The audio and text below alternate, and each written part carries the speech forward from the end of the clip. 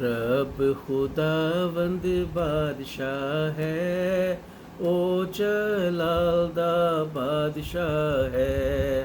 رب خداوند بادشاہ ہے، او جلال دا بادشاہ ہے۔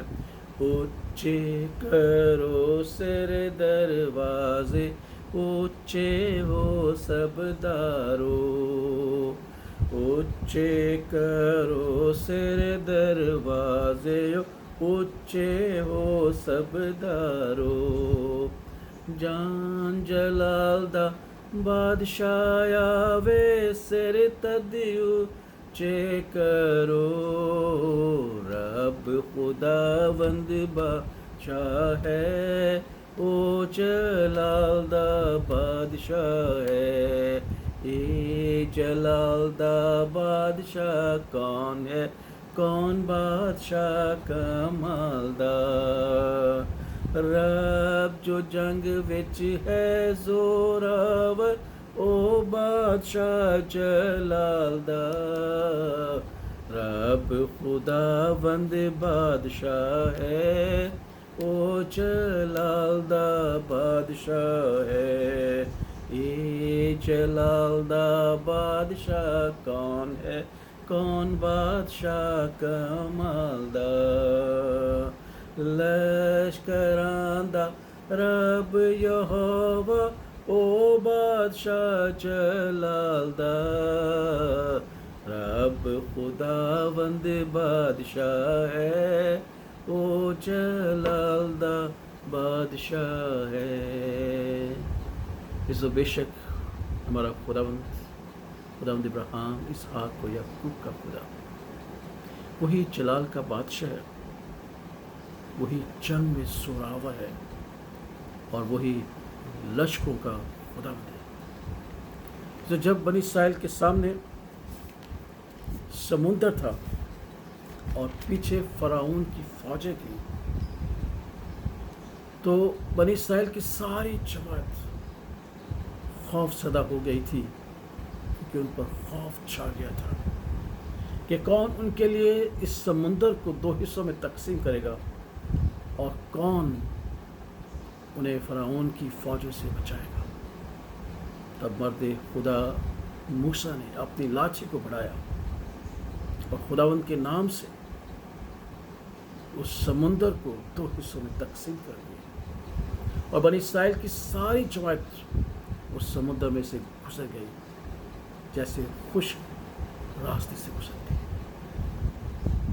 لیکن جب فرعون کی فوجیں اسی خشکی کے راستے سے گزرنا چاہ رہی تھی اور گزر نہیں تھی، تو خداوند نے اسی سمندر کو دوبارہ ایک کر دیا، ملا دیا، اور فرعون کی ساری فوجیں اس میں غرق ہو گئی۔ اور ہم دیکھتے ہیں کہ بنی اسرائیل کی ساری جماعت پر جو خوف چھایا ہوا تھا، اس سارے منظر کو دیکھ کر ان کا خود خوف زدہ ہو گیا۔ تب مرد خدا موسیٰ نے ایک گیت گایا، جس میں اس نے اقرار کیا، خروج اس کے 15 باب کی 3 آیت میں، خداوند صاحب جنگ ہے، خداوند صاحب جنگ ہے، یہوہ اس کا نام ہے، یہوہ اس کا نام ہے۔ خداوند میرا زور اور راکھ ہے، وہی میری نجات بھی ٹھہرا، وہ میرا خدا ہے، میں اس کی بزرگی کروں گا۔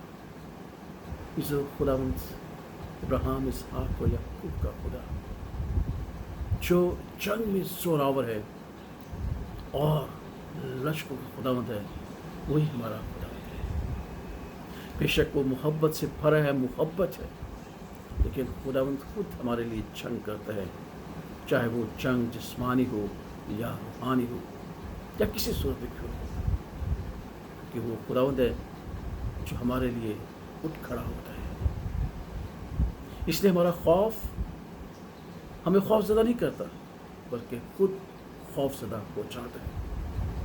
اور خدا کا پاک ہمیں سکھاتا ہے کہ ہمارے خدا یسوع مسیح کے وسیلہ سے یہ اور بھی خوف زدہ ہو جاتا ہے، کیونکہ جب ہم خدا یسوع مسیح پر ایمان رکھتے ہیں، جو مردوں میں سے جی اٹھا، جس نے موت اور قبر کو شکست دی، तो खुदा का पाक हमें सिखाता है कि हमें खौफ की रूह नहीं और ना ही दहशत की रूह मिली है जिससे हम और ज़्यादा खौफजदा हों। दूसरा तीमुथियुस का पहला बाब उसकी 7वीं आयत में खुदा का पाक हमें सिखाता है, क्योंकि खुदा ने हमें दहशत की रूह नहीं, खौफ की रूह नहीं, घबराहट की रूह नहीं, बल्कि कुदरत और मोहब्बत और तरबियत की रूह दी है।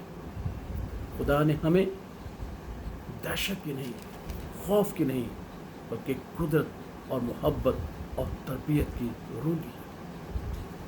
इसो आज हम खौफज़दा हैं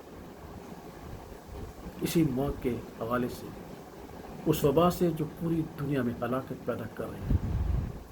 लेकिन खुदावंद हमें ये सिखाता है कि मैं तुम्हारा खुदा हूँ जो जंग में जोरावर हूँ, लश्कर खुदा हूँ, और मैंने अपने इकलौते बेटे की बदौलत तुम्हें दहशत की रूह नहीं बल्कि मोहब्बत, तरबियत की रूह और कुदरत की रूह बख्शी है, जिसकी बदौलत हम बड़े दिलेरी से कहते हैं कि हमारा खौफ भी खौफज़दा है, क्योंकि खुदा का पाक हमें सिखाता है जिससे हम खौफज़दा हैं वो खुद जो है फतह का लुक़मा उठ चुकी है। पहला कुरिन्थियों उसका 15वां बाब और उसकी 54वीं आयत में यूँ लिखा है, मौत फतह का लुक़मा हो गई, ऐ मौत तेरी फतह कहाँ रही, ऐ मौत तेरा टंग कहाँ रहा।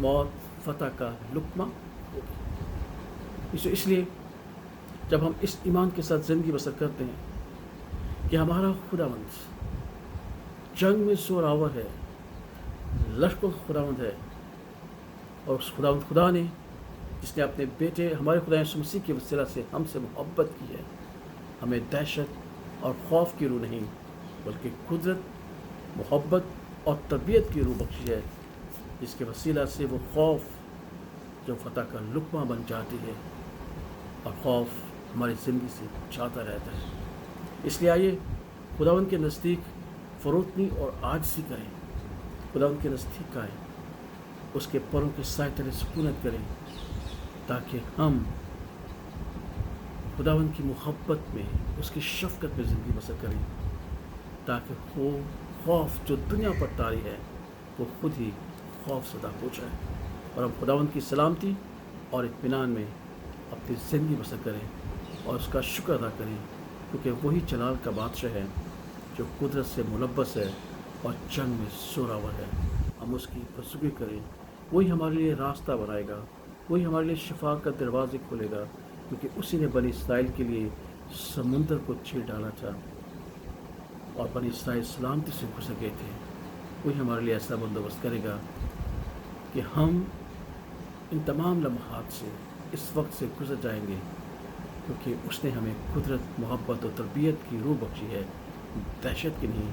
इसलिए हमारा ख्वाब खुद ही खौफज़दा हो जाएगा। आइए हम खुदा की सिखाई दुआ में शरीक हों, ताकि खुदा का फजल हमेशा हम सबों के साथ रहे। ऐ हमारे बाप, तो जो आसमान पर है, तेरा नाम पाक माना जाए, तेरी बादशाही आए, तेरी मर्ज़ी जैसी आसमान पर पूरी होती है ज़मीन पर भी हो।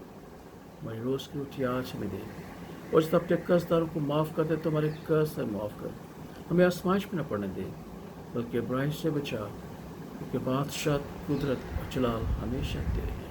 आमीन। और अब हमारे खुदा यीशु मसीह का फजल, खुदा बाप की मोहब्बत और पाक रूह की रफ़ाक़त अब से लेकर हमेशा से हमेशा तक हम सबों के साथ, हमारे अजीज़ों के साथ, हमारे बच्चों के साथ, हमारे घराने के साथ, हमारे बहन भाइयों के साथ और कुल इंसानों के साथ अब्दुल्लाबाद होती रहे। आमीन। खुदा बाप, खुदा बेटे और खुदा उसके नाम में आमीन।